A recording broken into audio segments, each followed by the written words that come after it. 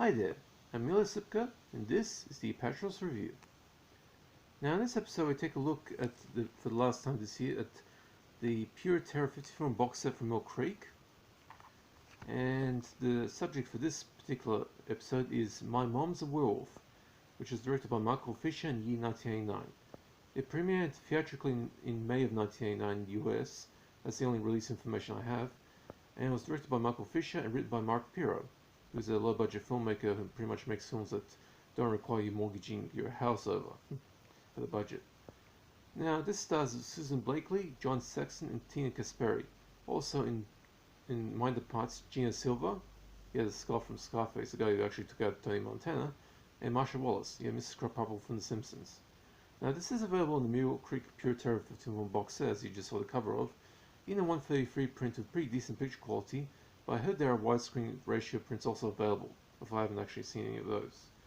Now, another late period feature from Crown International, My Mom's a Werewolf, was a B-grade horror comedy that featured the likes of the cult movie legend John Saxon, and in the bit part Marsha Wallace, most well known for being Mrs. Krabappel from The Simpsons, in a cheap and goofy story written by cult micro-budget filmmaker Mark Pirro, about a bored housewife whose life is largely ignored by her husband, who prefers throwing himself into his job and in his downtime watch sports with the boys, who snaps and walks out of the house one day. With a double denim wearing teenage daughter shadowing her, housewifey gets picked up by a pet shop owner who turns out to be a werewolf. He bites her on her hallux, that's basically a big toe, but manages to keep her memory suppressed so she has no idea what happens to her, not even knowing that she's going to turn into a lycanthrope herself. Only her daughter and her horror movie loving best friend, who loves to collect the horror fanzines of the day, this was made in the very late 1980s, but who keeps mislabeling the issues' print dates, do some research on your material guys, and who loves to collect the works of Ted V. Michaels. She gets excited at the sight of a VHS copy of Blood Orgy of the She-Devils. And only they can stop her transformation by trying to defeat the werewolf villain. Even though he's only after their mother, because a werewolf like him needs a werewolf to have some were-sons and were-daughters, and live in a nice big warehouse.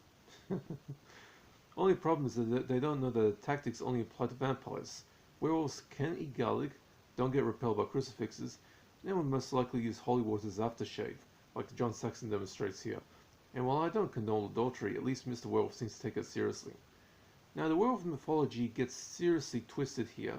Most details seem closer to vampire mythology than the Lycan ones, and the acting is mostly unconvincing, not to mention the jokes fall pretty much flat on the ass due to some atrociously bad puns, like the warehouse gag I mentioned earlier, and the flat direction from Michael Fisher and Mark Pirro's reputation for writing dumb jokes, and coming up with trashily wacky concepts like some of his other projects, like Death Row Game Show, Nudist Colony of the Dead, A Polish Vampire in Burbank, and Rectuma, all of which he managed to make without going so far as mortgaging his house over to pay a budget for, and all of which actually turned out a minor profit over thanks to Pirro's brand of humor, as confirmed here.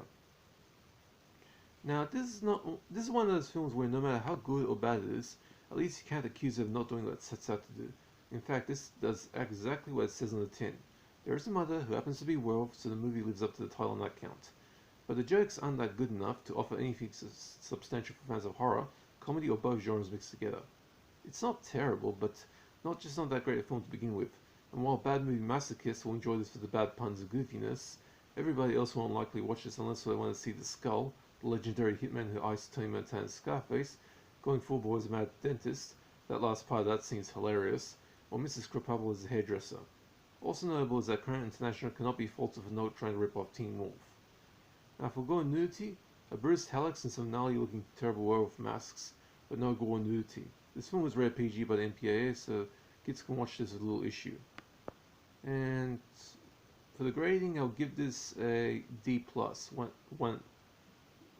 3 out of 10, which means it's disappointing. Not terrible, just not that great, pretty much mediocre. And if you want to find a copy of this, it is available on the Pure Terror box set from Mill Creek. It's also available on another box set from Mill Creek, but I don't know the name of that one. Anyway. Okay, I hope you guys enjoyed that.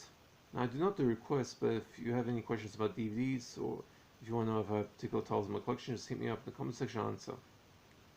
It's kind of raining outside, by the way. Hope you guys are staying safe, take it easy, and that's it for this review. See ya.